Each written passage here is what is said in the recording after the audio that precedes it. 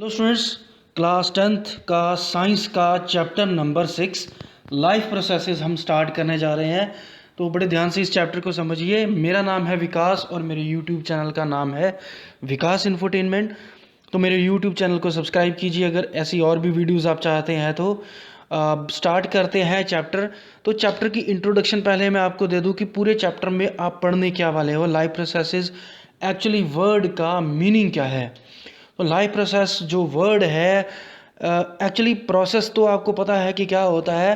तो लाइफ से जुड़े हुए प्रोसेस यानी कि वो प्रोसेसेस जिसकी वजह से लिविंग ऑर्गेनिज्म जिंदा रहता है उसको हम लाइफ प्रोसेसेस बोलते हैं। तो लाइफ प्रोसेसेस में क्या क्या आता है? न्यूट्रिशन आता है, यानी कि हम खाना खाते हैं। तो रेस्पिरेशन होता है यानी कि हम सांस लेते हैं।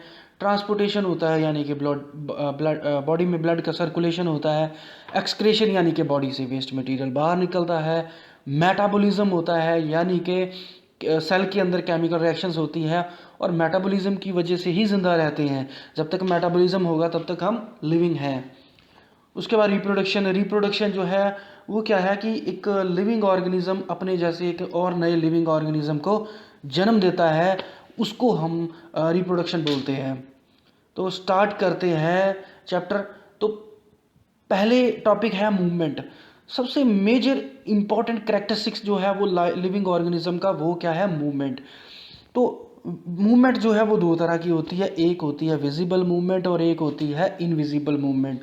विजिबल मूवमेंट वो होती है जो आपको अपनी आंखों से दिखाई देती है। डॉग भाग रहा है, एक आदमी गली में चला रहा है, तो वो मूवमेंट जो है वो एक विजिबल मूवमेंट है। इनविजिबल मूवमेंट वो होती है जो आपको अपनी आंखों से दिखाई नहीं देती, वो एक्चुअली माइक्रोस्कोपिक होती है या मॉलिक्यूलर लेवल पे होती है। माइक्रोस्कोपिक वो होती है जो माइक्रोस्कोप में आप मूवमेंट देख सकते हो, और मॉलिक्यूलर लेवल पे वो होती है जो माइक्रोस्कोप में भी नहीं देख सकते, इतनी छोटी होती है मूवमेंट। तो ज़्यादातर इनविजिबल मूवमेंट्स जो हैं वो आप नहीं देख सकते। तो मॉलिक्यूलर मूवमेंट जो है वो लाइफ के लिए क्यों ज़रूरी है, यानी कि इनविजिबल मूवमेंट जो है वो ज़िंदा रहने के लिए क्यों ज़रूरी है? क्योंकि देखो, लिविंग ऑर्गेनिजम्स जो है उनको ज़िंदा रहने के लिए जो भी चीज़ चाहिए, उनको एनर्जी चाहिए, उनकी बॉडी को रिपेयर होना पड़ेगा। तो ये सारे के सारे तब होंगे जब उनकी बॉडी के जो सेल हैं, सेल के अंदर मॉलिक्यूल्स हैं, अगर उनके अंदर मूवमेंट होगी तो इसलिए मॉलिक्यूलर मूवमेंट जो है वो ज़रूरी है। अब है लाइफ प्रोसेसेस। टॉपिक स्टार्ट करते हैं।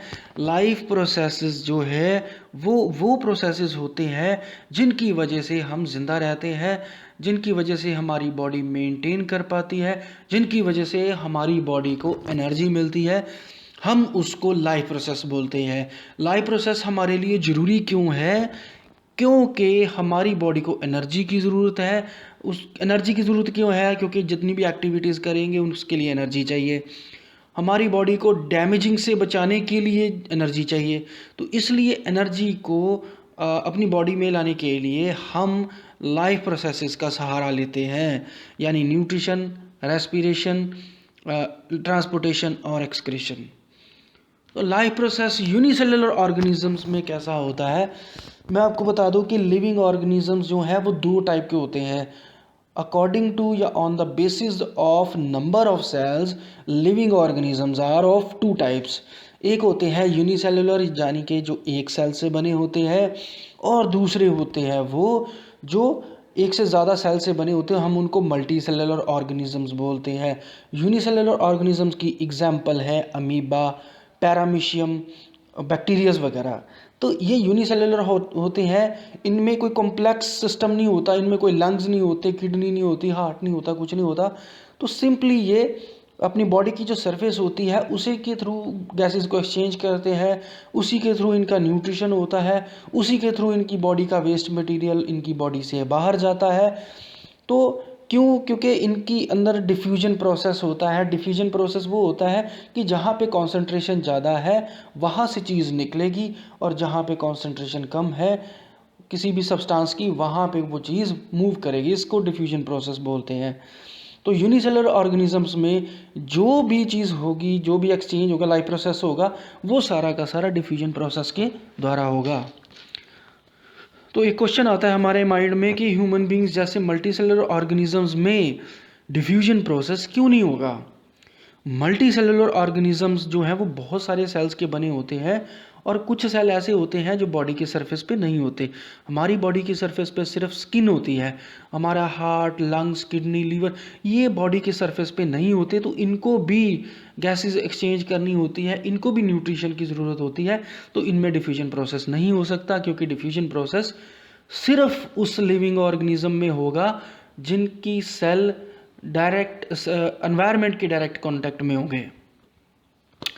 तो कौन सा क्राइटेरिया जो है वो हम यूज़ करते हैं ये पता करने के लिए कि कोई लिविंग ऑर्गेनिज्म है या नहीं है, यानी कि लिविंग ऑर्गेनिजम्स में कौन कौन से कैरेक्टर्स होते हैं। पहला है कि वो सेल का बना होता है, दूसरा है कि उनमें ग्रोथ होगी, उनकी बॉडी की रिपेयर होगी, और जो पैदा हुआ है उसकी डेथ भी होगी। तो नॉन लिविंग ऑर्गेनिजम्स की कभी डेथ नहीं होती, कि चेयर की या टेबल की कभी डेथ नहीं होती। डेथ होती है तो लिविंग ऑर्गेनिजम्स की, प्लांट्स की, एनिमल्स की या ह्यूमन बींग्स की। तो लिविंग ऑर्गेनिज्म जो है मूवमेंट शो करते हैं। कभी टेबल चेयर को मूव करते हुए देखा है? नहीं। जो मूवमेंट होती है वो किन में होती है? लिविंग ऑर्गेनिजम्स में। लिविंग ऑर्गेनिजम्स खाना खाते हैं, वो सांस लेते हैं और वो रिप्रोडक्शन भी करते हैं। तो ये कैरेक्टर्स हैं लिविंग ऑर्गेनिजम्स के। अब है कि कौन सा रॉ मटेरियल चाहिए होता है ऑर्गेनिजम्स को। अब हमें भी एनर्जी चाहिए, तो एनर्जी कहाँ से मिलेगी? हमें फूड से। तो हम हैं हेट्रोट्रॉफिक ऑर्गेनिजम्स। हेट्रोट्रॉफिक ऑर्गेनिजम्स और ऑटोट्रॉफिक ऑर्गेनिजम्स क्या होते हैं? हेट्रोट्रॉफिक ऑर्गेनिजम्स वो ऑर्गेनिजम्स होते हैं जो अपना खाना खुद नहीं बना सकते। इसका मतलब बाहर से उनको क्या चाहिए? फूड और वाटर और ऑक्सीजन, ये तीन चीज़ें उनको रॉ मटेरियल चाहिए जो बाहर से मिलेगा। ऑटोट्रॉफिक ऑर्गेनिजम्स अपना खाना खुद बनाते हैं, इसलिए उनको इनऑर्गेनिक रॉ मटेरियल चाहिए, जैसे कार्बन डाइऑक्साइड, जैसे वाटर, मिनरल और सनलाइट। अगला क्वेश्चन है कौन से प्रोसेस है जो लाइफ को मेंटेन करने के लिए ज़रूरी है। हम इस चैप्टर में 4 लाइफ प्रोसेसेस पढ़ेंगे। पहला है न्यूट्रिशन, यानी खाने को बॉडी में लेकर जाना। रेस्पिरेशन, यानी गैसेस का एक्सचेंज होना, सांस लेना, सांस छोड़ना। ट्रांसपोर्टेशन थर्ड पॉइंट है, तो इसका मतलब है बॉडी में फ्लूइड्स का ट्रैवल करना, ट्रांसपोर्ट करना। एक्सक्रीशन का मतलब, यानी फोर्थ पॉइंट एक्सक्रीशन है, इसका मतलब है बॉडी से वेस्ट मटेरियल को बाहर निकालना। तो 4 प्रोसेसेस हैं पूरे चैप्टर में, ये 4 प्रोसेसेस आप पढ़ोगे। इस वीडियो में हम सिर्फ न्यूट्रिशन की बात करेंगे। रेस्पिरेशन, ट्रांसपोर्टेशन और एक्सक्रीशन जो है वो मेरी अगली वीडियोस में आपको मिलेगा। अब पहले टॉपिक जो है वो न्यूट्रिशन, उसके बारे में पढ़ते हैं।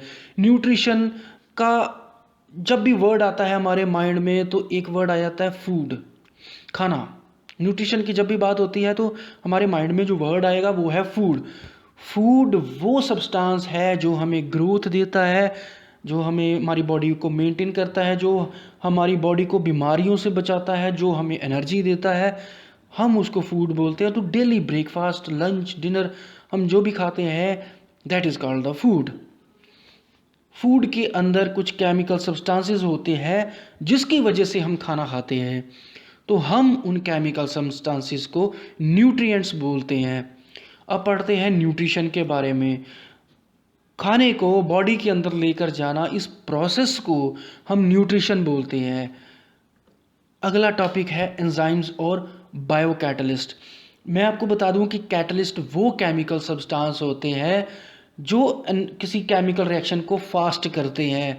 तो हमारी बॉडी में भी बहुत सारे एंजाइम्स होते हैं जो हमारे डाइजेशन के प्रोसेस को, क्योंकि डाइजेशन भी एक केमिकल रिएक्शन है, तो एंजाइम्स जो है वो हमारे डाइजेशन के प्रोसेस को फास्ट करते हैं।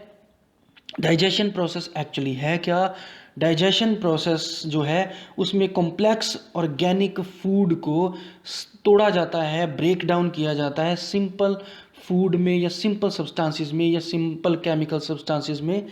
हम जो भी एंजाइम्स या केमिकल्स इस ये काम करते हैं जो कि खाने को तोड़ने का काम करते हैं, हम उसको एंजाइम्स बोलते हैं।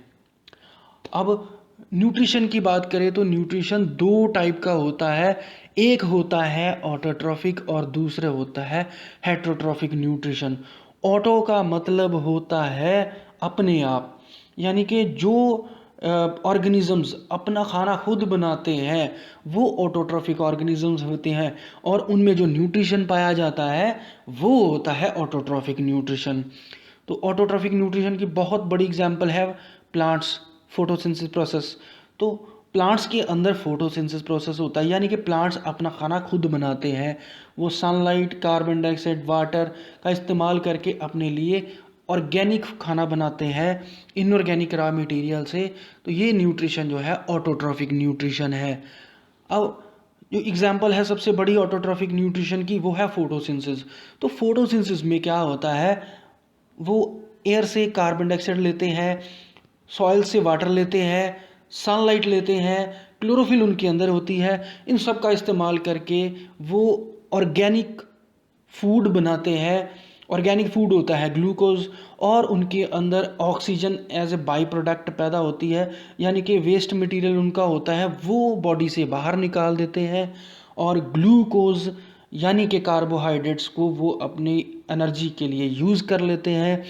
कार्बोहाइड्रेट्स जो है वो कभी सारा का सारा तो वो यूज़ नहीं करते, कुछ जो है वो अपनी बॉडी में स्टोर कर लेते हैं, जिनकी वजह से उनकी बॉडी की ग्रोथ होती है। तो वो कार्बोहाइड्रेट्स होता है स्टार्च। तो स्टार्च की फॉर्म में वो उसे अपनी बॉडी के अंदर स्टोर कर लेते हैं, तो कभी भी उनको ज़रूरत पड़े तो वो उसका दोबारा इस्तेमाल कर सकते हैं। कार्बन डाइऑक्साइड और वाटर जब सनलाइट की प्रेजेंस में आपस में रिएक्शन करेंगे तो ग्लूकोज और ऑक्सीजन दो केमिकल सब्सटेंसेस बनेंगे। अब पढ़ते हैं क्लोरोफिल के बारे में। तो प्लांट्स के अंदर जब तक क्लोरोफिल है तब तक वो अपना खाना बना सकते हैं। आपने देखा होगा कि लीव्स के जो ऊपर वाली सरफेस होती है वो डार्क ग्रीन होती है, और नीचे वाली सरफेस जो है वो लाइट ग्रीन होती है, क्योंकि जहाँ पे सनलाइट पड़ती है वो हिस्से में क्लोरोफिल ज़्यादा होती है।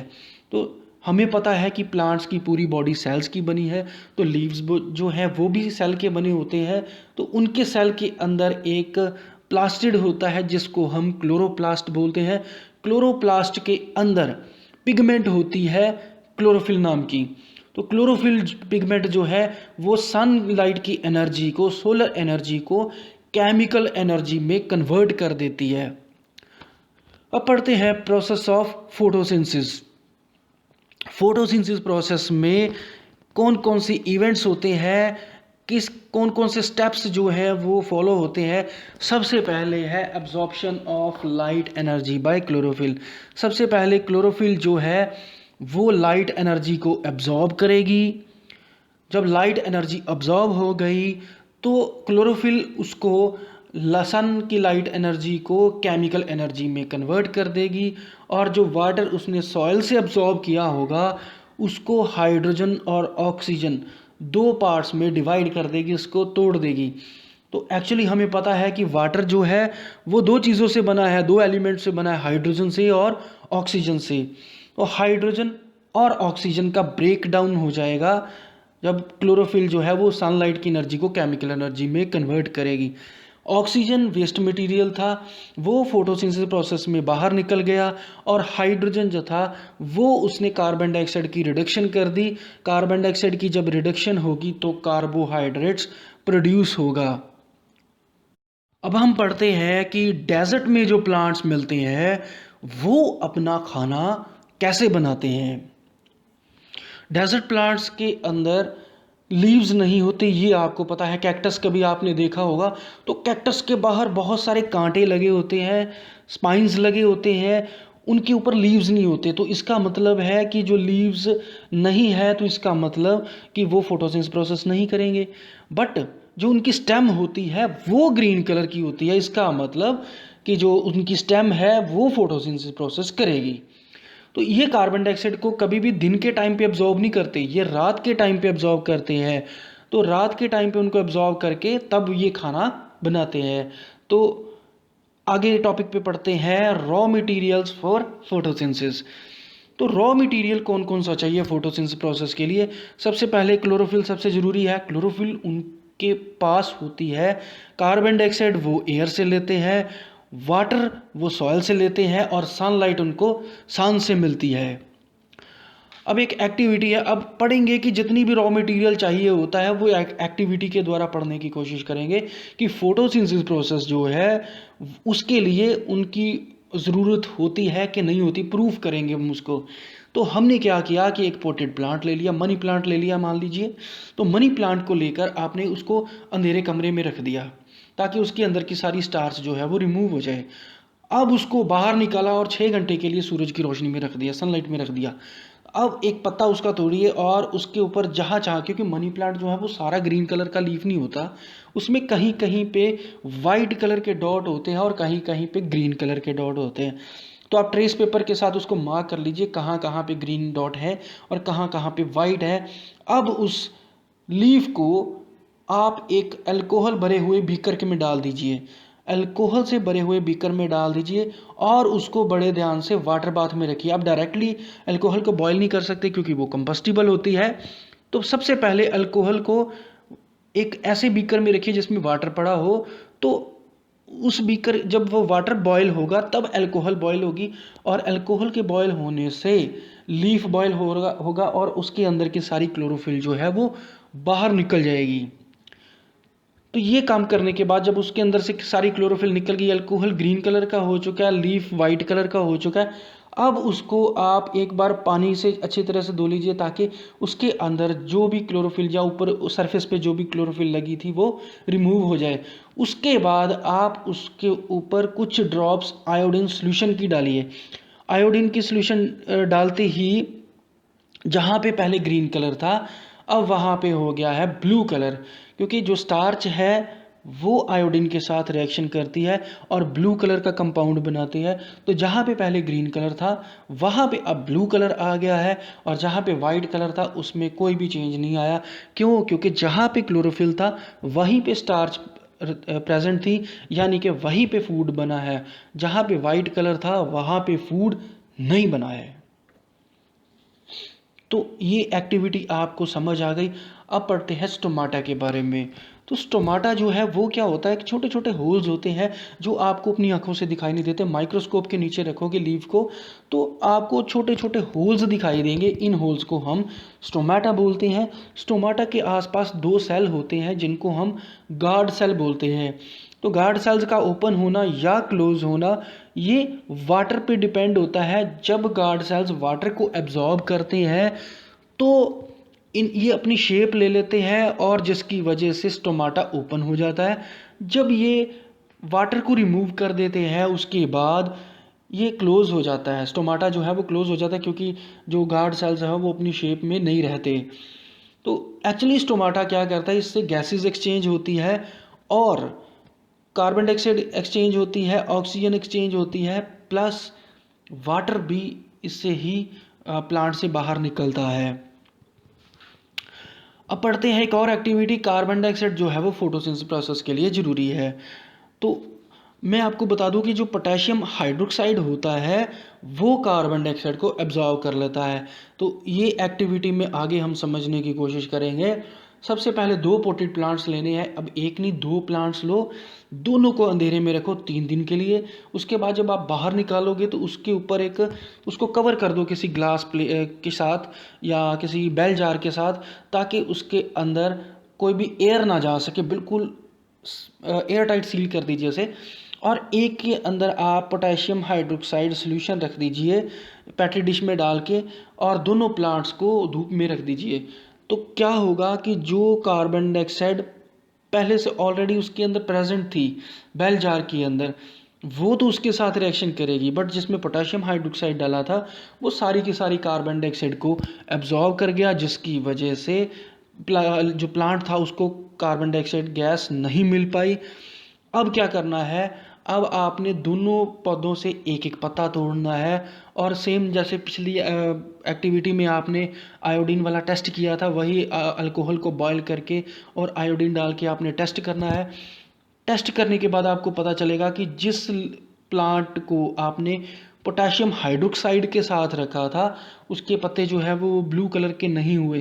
क्यों? क्योंकि उसमें फूड जो है वो नहीं बना, स्टार्च नहीं बना उसमें। क्यों नहीं बना? क्योंकि उसको कार्बन डाइऑक्साइड नहीं मिली। बट दूसरे प्लांट को कार्बन डाइऑक्साइड मिली क्योंकि जो बेल जार के अंदर थी कार्बन डाइऑक्साइड गैस थी वो उसको मिल गई। तो इसका मतलब है कि कार्बन डाइऑक्साइड जो है वो फोटोसिंथेसिस प्रोसेस के लिए ज़रूरी है। अब हम अगली एक्टिविटी पढ़ते हैं। इसमें ये बताया गया है कि सनलाइट फोटोसिंथेसिस प्रोसेस के लिए ज़रूरी है। तो इसके लिए हम फिर मनी प्लांट पॉटेड प्लांट लेंगे और उसको 3 दिन के लिए अंधेरे कमरे में रखेंगे। उसके बाद वहाँ से बाहर निकालेंगे और एक पत्ते को, अभी पत्ता जो है वो तोड़ना नहीं है, उसके साथ ही रहने दीजिए और आधे पत्ते को आप ब्लैक पेपर के साथ कवर कर दीजिए, आधा पत्ता जो है वैसे ही रहने दीजिए। अब उसको सनलाइट में 6 घंटे के लिए रखिए। उसके बाद उस पत्ते को तोड़िए और आयोडीन टेस्ट कीजिए।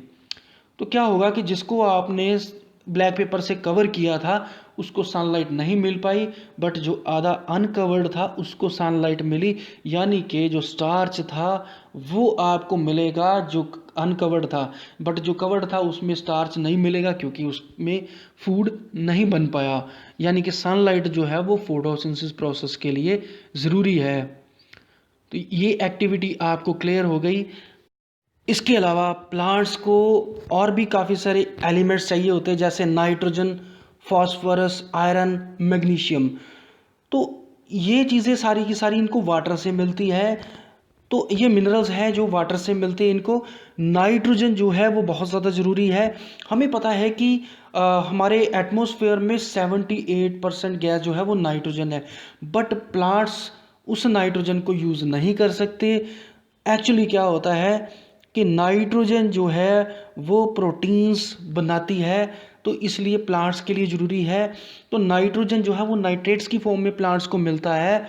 एक्चुअली जो फलीदार पौधे होते हैं जिसको लेग्यूमिनस प्लांट्स बोलते हैं, उनके रूट्स के अंदर नोड्यूल्स होते हैं जिसको रूट नोड्यूल्स बोलते हैं। उसके अंदर एक बैक्टीरिया होता है राइजोबियम बैक्टीरिया। वो राइजोबियम बैक्टीरिया एटमॉस्फेयर में पाई जाने वाली नाइट्रोजन को पहले नाइट्रेट्स में कन्वर्ट करता है और फिर वो नाइट्रेट्स प्लांट्स को मिलते हैं। इस फॉर्म में, कंपाउंड फॉर्म में नाइट्रोजन जो है वो प्लांट को मिलती है। कभी भी एलिमेंटल फॉर्म में नाइट्रोजन प्लांट्स को नहीं मिलती। तो ये था इस चैप्टर का फर्स्ट पार्ट, फर्स्ट वीडियो। तो अगर आप चाहते हो कि सेकंड पार्ट जल्दी से जल्दी आपके सामने आए तो मेरे यूट्यूब चैनल विकास इन्फोटेनमेंट को सब्सक्राइब